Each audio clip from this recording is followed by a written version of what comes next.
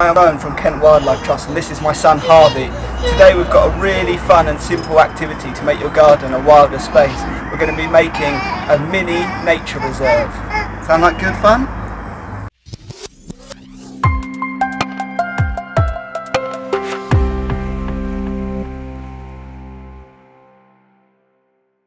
You will need some peat-free compost, a yoghurt pot, a tub of some variety, some wood, a rock and a trowel, or use your hands.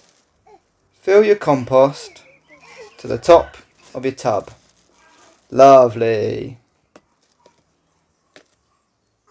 Next, dig in your yoghurt pot. See if you can get it all the way in.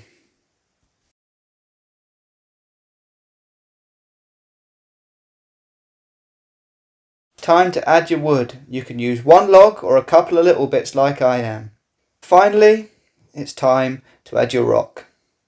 Get it in there nice and snug, and you are finished. Check your nature reserve for life each week and cut back any unruly plants.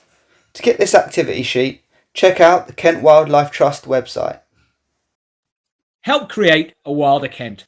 Text Wilder Kent to 70470 and donate £5 today.